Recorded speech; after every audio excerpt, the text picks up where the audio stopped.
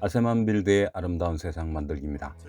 전원생활을 위해 토지를 매입하고 집을 짓는 데 필요한 재비용들과 각종 세금에 대해서 지난 영상 몇 편에서 구체적으로 알아보았습니다.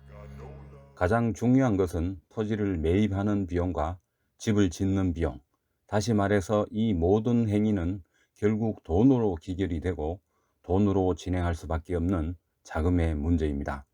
한정되거나 제한된 예산 내에서 어떻게 하면 가장 합리적으로 토지를 준비하고 집을 지을까 하는 문제는 건축주 여러분뿐만이 아니라 시공사들도 그에 대해서 항상 고민하고 연구하고 있습니다.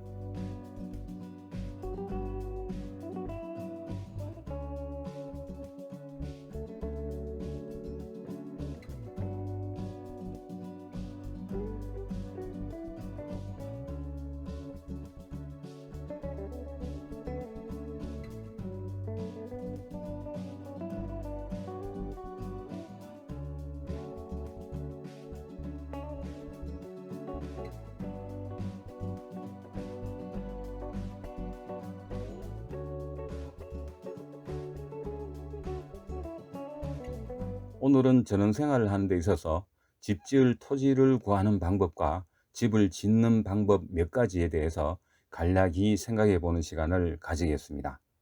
첫 번째는 시골 동네마다 비어 있는 헌집을 사서 리모델링이나 리노베이션을 통해서 나와 내 가족이 살기 좋은 집으로 변신시키는 방법입니다.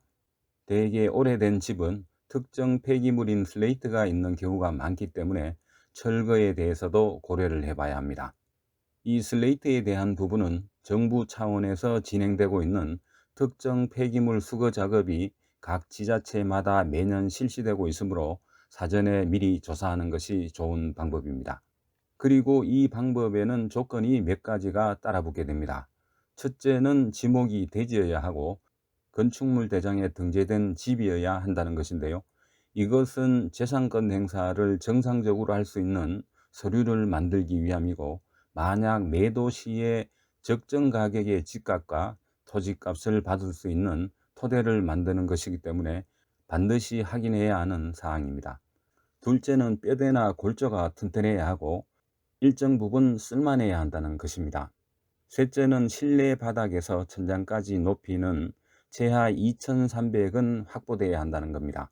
실내 천장고가 낮을 때는 일상생활을 하는 데 있어서 예상 외의 불편함을 많이 겪을 수 있기 때문입니다. 물론 이러한 부분들은 구조 보강을 통해서 충분히 실현이 가능하지만 자칫 배보다 배꼽이 더 커질 가능성도 배제할 수 없는 부분입니다. 일단 공사는 진행을 시켰는데 어떠한 부분이나 일정 부분 이상에서 구조적 안전에 문제가 예상이 되고 드러나게 된다면 결국 구조 보강을 하지 않을 수가 없기 때문이죠. 그래서 헌집이나 구옥을 매입할 때 신중해야 할 필요가 있고, 그 집의 상태를 반드시 전문가의 도움을 받아서 점검을 한 후에 진행하는 것이 바람직합니다. 그리고 지목이 전이나 답보다는 토지 매입 비용이 일정 부분 조금 더 비쌀 가능성이 많다는 점에 대해서도 참고하셔야 합니다. 두 번째는 지목이 대지인 빈 집터를 사서 신축하는 방법입니다. 그러나 만약 지목이 대지가 아닐 경우에는 좀 더 구체적으로 알아보고 협의를 해야 하고 고민도 할 필요가 있습니다. 여기에는 복잡한 부분들이 많기 때문에 이 시간에는 일반적인 상황인 지목이 대지라는 가정하에서 계속해서 말씀드리겠습니다. 그렇다면 농지 보전 부담금이라는 세금을 내지 않아도 되는 땅이라는 것으로서 첫 번째 방식처럼 전이나 답이라는 지목보다는 토지값이 어느 정도 비쌀 가능성이 있습니다. 하지만 사람이 살았던 곳이기 때문에 성토나 절토 등의 토목공사비와 상수도와 하수도, 전기 등의 기반시설 인입비용은 전이나 답보다는 훨씬 더 적게 들기 때문에 각종 비용을 상대적으로 줄일 수 있는 이점 등이 분명히 있으니까 전후 좌우를 충분히 살피고서 결정할 필요가 있습니다. 세 번째는 이미 지어진 집을 임대해서 사는 방법과 그 집을 매입하는 방법이 있습니다. 이런 경우에는 전체 비용이 어느 정도인지 등에 대해서는 주변 시세를 참고하시고 기타 부수적으로 점검할 사항도 많겠지만 그 무엇보다도 최우선 순위로 조사를 해야 하는 것은 집에 대해 임대 계약을 하시거나 매입을 하시기 전에 반드시 동절기인 한겨울에 그 집을 며칠 동안 방문을 해서 난방 상태가 어떠한지를 확인해 볼 필요가 있다는 것을 강조해서 말씀드리겠습니다. 더운 것은 에어컨 등으로 웬만큼 해결할 방법은 있겠지만 만약에 추운 집이라면 표현이 좀 가격하게 들릴 수도 있겠는데요. 전원생활이라는 자체가 그야말로 지옥 생활로 변할 수 있다는 사실을 충분히 숙지하셔야 합니다. 제대로 집을 짓는 분들도 많겠지만 이윤만을 추구하는 업자들의 집이 의외로 더 많기 때문에 특히 주의할 필요가 있습니다. 사실 수도권 주변이나 대도시 주변의 중소도시 인근의 시골에는 매물로 나온 전원주택이 예상보다 훨씬 많습니다. 그렇게 나온 매물이 많다는 것과 주변 시세보다 훨씬 저렴한 것에 대해서는 한 번 더 생각을 해보고 의심을 해봐야 합니다. 앞전에 살던 매도자가 본인이 매입했던 가격보다 훨씬 싸게 내놓는다는 것은 그런 집들이 어떤 부분이든 살아보지 못한 분들이 모르는 심각한 문제를 가지고 있다는 반증이라고 판단하시면 정확할 겁니다.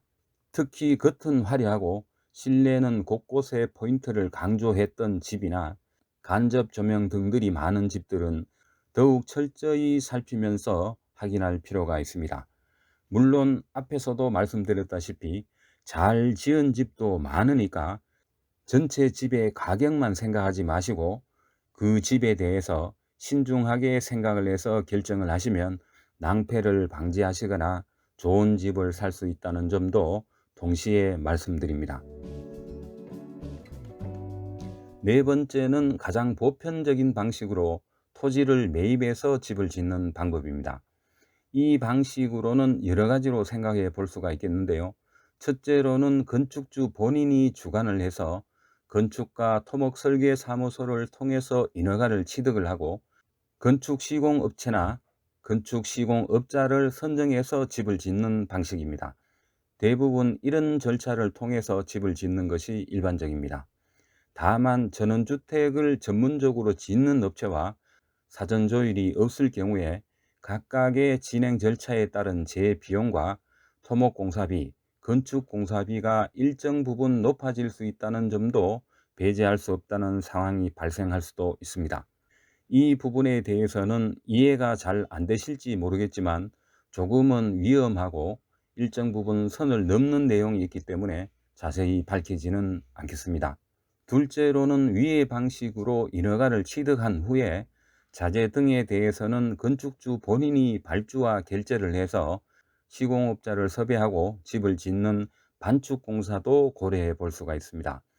다만 이 방식은 공사 전체에 있어서 모든 책임은 건축주 본인이 책임져야 하는 것으로서 공사 절차와 공정 내용을 충분히 알고 있어야 한다는 전제하에서만 가능한 방식입니다. 그리고 집의 품질과 완성도에 대해서는 충분히 장담할 수 없다는 단점이 있기도 합니다. 물론 그렇지 않게 잘 지은 집도 많다는 것도 함께 말씀드리겠습니다.